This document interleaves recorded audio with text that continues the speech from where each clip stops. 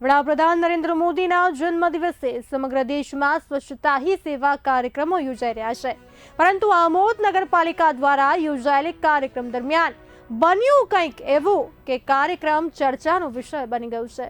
કચરાની સાફ સફાઈના બદલે માત્ર દેખાવ પૂરતા ફોટોશૂટના દ્રશ્યો કેમેરામાં કેદ થતા આખું આયોજન ફિયાસ્કો સાબિત થયું। આ કાર્યક્રમમાં આમોદ મામલતદાર, નગરપાલિકા ચીફ ઓફિસર તેમજ નગરપાલિકા પ્રમુખની હાજરી વચ્ચે આ બનાવ બન્યો હતો।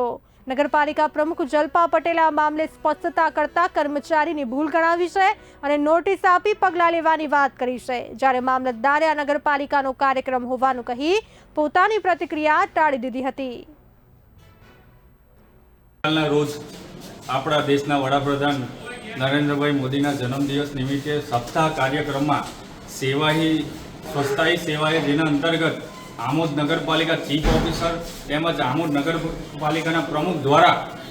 જ્યારે આમોદના જે આપણા નગરપાલિકાનું કમ્પાઉન્ડ છે જ્યાં ઓલરેડી કર્મચારીઓ સફાઈ કર્મચારીઓ દ્વારા સાફ સફાઈ કરવામાં આવી હતી, પરંતુ કહેવામાં આવે છે કે ફોટોશૂટના ખૂબ એમને ઓલવેઝ માટે ફોટોગ્રુપનો ખૂબ શોખ હોય તે પ્રકારે જાતે કચરો નખાઈને જે ફોટોશૂટ કરાવતા હતા ત્યારે મીડિયામાં અને જે કેમેરામાં તે કેદ થઈ ગયા। એમને ખબર પડી કે જ્યારે કોઈ વિડીયો ઉતારી રહ્યું છે ત્યારે જાતે જે જગ્યા છોડીને સીધા ચાલવા લાગ્યા હતા। એટલે હું ખરેખર એમને કહેવા માંગુ છું કે આમોદ નગરની પરિસ્થિતિ હાલમાં જોઈ શકો છો, છેલ્લા ઘણા સમયથી ખૂબ અહીંયા આગળ ગંદકી કચરો છે, મચ્છરોનો ઉપદ્રવ પણ ખૂબ વધી ગયો છે, પણ આ કહેવાય કે આમોદ ભ્રષ્ટ ભાજપ શાસિત નગરપાલિકાને ફક્ત ફોટોશૂટની જ પડેલી છે અને જાતે અગાઉ પણ જ્યારે ડીટીટી પાવડર હોય ઘણા એવા મુદ્દા છે આજ દિન સુધી તેનું નિરાકરણ કરવામાં આવ્યું નથી અને હર હંમેશ જ્યારે આવા પણ કોઈ પણ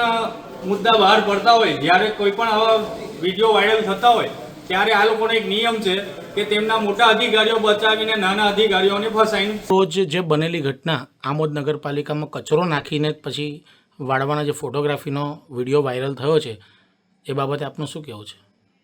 ગઈકાલે જે ઘટના બની એ અમારા કાર્યક્રમની રૂપરેખામાં સામેલ જ નહોતું કે એ જે તે વિસ્તારમાં કચરો ફેંકવામાં આવ્યો છે ત્યાંથી કચરાનું કલેક્શન કરવાનું છે કે ફોટોગ્રાફ્સ કરવાના છે,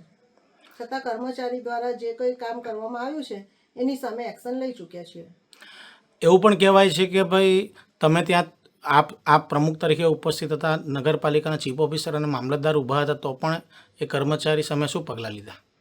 એ કર્મચારીને અમે પહેલાં તો ચીફ ઓફિસરશ્રીને નોટિસ આપી કે આ બાબતે ગંભીર ભૂલ કહી શકાય તો આપશ્રી તરફથી ચોક્કસ પગલાં લેવા ચીફ ઓફિસર દ્વારા સેનેટરી ઇન્સ્પેક્ટરને પણ જાણ કરવામાં આવી અને સેનેટરી ઇન્સ્પેક્ટરે કર્મચારીની જે પોસ્ટ હતી મુકદ્દમની તેમાંથી હટાવીને એને સફાઈ કર્મચારી તરીકેનો ઓર્ડર કર્યો। હું એટલું જ કહીશ આ બાબતે કે મારા મુખ્ય અધિકારી સાહેબ, હું એક નાનો કર્મચારી છું, મને એમને આદેશ કરેલો, મારું નામ ઉર્ફે રાજાભાઈ છે એટલે મને રાજાભાઈ રીતે બોલ પાડી અને કચરોની ડોલ લઈ આવો। મારા મુખ્ય અધિકારીનું જો કદાચ હું આદેશનું પાલન ના કરું તો મારી પર પાછા એ વધારે એક્શન લઈ શકે, છૂટા નહીં। અત્યારે એક જુઓ ને અત્યારે કે નાના કર્મચારી પર એક્શન લઈ લીધી સસ્પેન્ડની, તો હું ઉપલા અધિકારીઓને કહું છું કે આવા મુખ્ય અધિકારીઓ પર એક્શન નહીં લઈ શકતા જેમને ખોટું। આપના માધ્યમથી આપને જણાવવું છે કે ગઈ તારીખ 17/9/2025ના રોજ માન્ય વડાપ્રધાન શ્રી નરેન્દ્ર મોદી સાહેબનો જન્મદિવસ હતો। તે સમયે અહીં આમોદમાં સ્વચ્છ અભિયાન જે રાખવામાં આવેલો તે સફાઈ અભિયાનના આમોદમાં